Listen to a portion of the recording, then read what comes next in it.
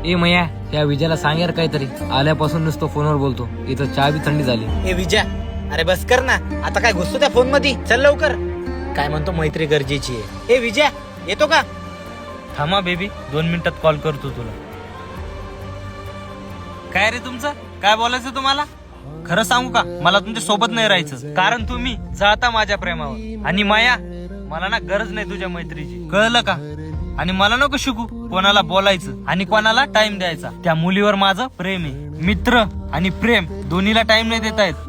तुम्ही ना तुमची काशी करा, मला माझं प्रेम महत्वाचं आहे, तुम्ही नाही. हे बाबा, लहानपणाची मैत्री असे काही झटके तोडतो का? लहानपणीचे ना, मग आता आपण मोठे झालो. तसं पण माझ्या गर्लफ्रेंडला आवडत नाही तुमच्या सोबत राहिलेलं. पण भावा, मला नव्हतं वाटलं आपली मैत्री एवढी कमजोर असेल की एक पोरीच्या सांगण्यावरून तू मैत्रीत तोडशील.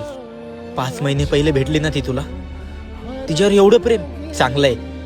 पण 5 वर्ष झाली तरी आपल्या मैत्रीला अजून भरोसा पण नाही. भावा, गरज पडेल तुला तेव्हा नक्की परत ये. कारण प्रेम आधी जवळच्याला लांब करतं आणि नंतर एकट्याला खचून मारतं. आज एक गोष्ट तर समजली आम्हाला, लहानपणीची मैत्री सुद्धा विसरून जातात.